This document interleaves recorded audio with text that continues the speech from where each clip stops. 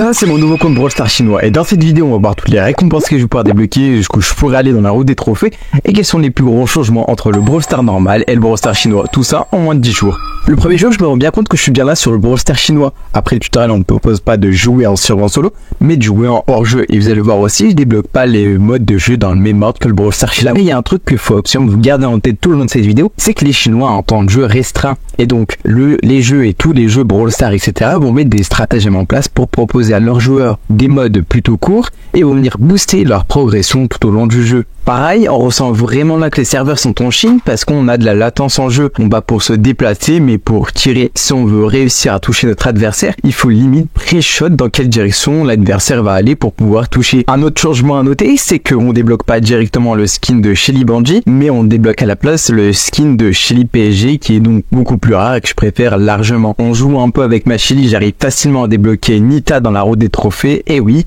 sur Brawl Stars chinois, on est encore sur l'ancien système pour débloquer des brawlers, pour les débloquer soit comme je l'ai dit dans la roue des trophées, soit dans des coffres, dans des petites boîtes et des grosses boîtes. Et quel plaisir de pouvoir réouvrir des petites boîtes. Et en continuant ma progression, en jouant avec ma Shelly et Manita, j'arrive facilement à débloquer Colt et Bull dans la route des trophées et à débloquer Bartaba dans une méga boîte. J'arrive donc à monter mes 5 brawlers pour rang 5, ce qui nous amène à un total de trophées pour le premier jour de 250 trophées. Au jour 2, je réalise quelques games en survie duo ou en survie solo et je me rends compte d'une fonctionnalité qu'on a absolument pas dans notre Brawl Stars normal, c'est qu'on a la possibilité de quitter le jeu à partir du top 4 et du top 2 en duo parce qu'on sait directement qu'on va pouvoir gagner des trophées. Et une autre fonctionnalité que j'ai remarqué, c'est qu'on peut directement parler et entendre nos mains directement dans le jeu et c'est une fonctionnalité qu'il nous faut absolument dans le jeu. Ensuite, je me suis baladé un peu dans leur boutique de skins et là, je me suis rendu compte qu'ils ont une rareté qu'on a absolument pas, c'est la rareté chromatique et cette rareté il faut absolument qu'on l'ait aussi dans le jeu. Je veux rien savoir, les skins sont tous incroyables. Ensuite pour cette journée j'ai enchaîné sur un gros pack opening à coût de 620 crédits que j'ai dépensé dans des méga boîtes et j'ai obtenu Rosa. J'ai eu un chiffre 2 où j'ai débloqué Brock et Poco et enfin un chiffre 3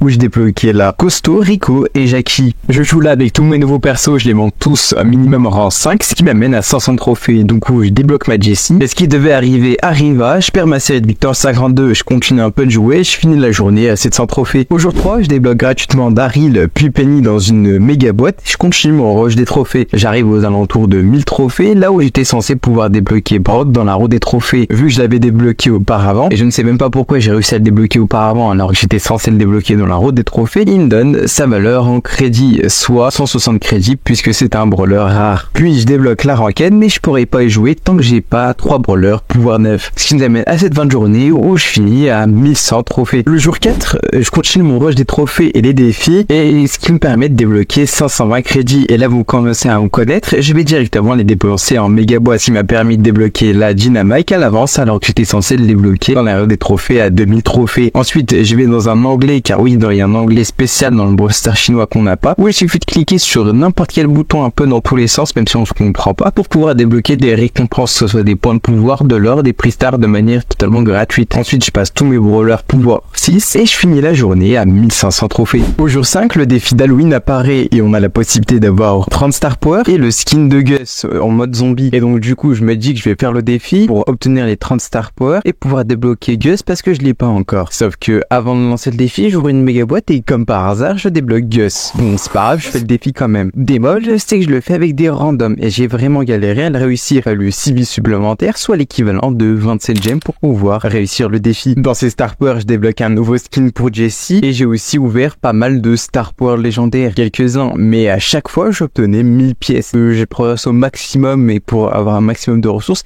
mais il serait peut-être temps que je débloque aussi des brawlers et des skins peut-être. Bon c'est pas grave, je finis la journée à 1800 trophées. Au jour 6 je débloque aucun nouveau brawler, mais c'est pas grave, je décide de rush les trophées. Et donc ma technique c'est d'aller en hors-jeu. Les parties sont super courtes, moins d'une minute chacune, et je gagne un maximum de trophées en enchaînant les weak street et les wins. Donc du coup j'arrive facilement à gagner plus de 500 trophées en un seul jour et c'est plutôt pas mal. Je débloque aussi un nouveau skin pour Gus, mais je préfère largement le skin zombie que j'ai débloqué le jour précédent. Le jour 7, grâce au tirage gratuit, j'ai pu débloquer des ailes et des anneaux. Ces cosmétiques, je pense absolument pas pouvoir les débloquer dans ces 10 jours-là. Donc c'est vraiment incroyable. Problème, ce jour-là, j'ai pas pu rush les trophées, du coup on se retrouve encore à 2300 trophées. Le jour 8, c'est je décide de passer mon Brock pouvoir 11 vu que j'avais débloqué gratuitement son hypersage dans le shop. Et lorsqu'on passe un brawler brawler pouvoir 11 dans le Brawl Stars chinois, eh bien on obtient une image à collectionner. On va directement mettre dans le livre de collecte. Je vais aussi découvrir le salon de chat, c'est vraiment cool, les décors sont incroyables et tout, mais ça n'a pas non plus une grande utilité dans le jeu. Et là en ouvrant une des boîtes, je vois un chiffre clignoté, je me dis que ça doit être encore un brawler rare ou super rare, et non pas du tout, c'était juste un brawler légendaire. Alors celle-ci je m'y attendais vraiment pas et j'étais complètement refait. Je vais aussi dépenser mes 5000 bits pour acheter un nouveau skin pour Dynamite pour qu'il soit dans le thème, et donc du coup je finis la journée à 2600 TR. Le jour 10 avec les tirages, je comprends un truc, c'est que déjà en se connectant tous les jours, eh bien on obtient des tirages et des récompenses gratuites. Et je comprends un truc avec les tirages, c'est qu'on a un quota. Si on réalise par exemple 30 tirages, on est obligé de gagner ou d'avoir forcément un skin garanti. C'est ce qui m'est arrivé avec un tirage, j'avais réalisé 29 tirages, j'ai acheté un tirage supplémentaire avec 5 gemmes, et donc du coup j'ai fait 30 tirages et j'ai obtenu un skin garanti qui était un skin de tick mythique. Sauf que mon record a bugué et désolé, j'ai pas pu vous le montrer, mais j'ai quand même pu record le moment où j'ai obtenu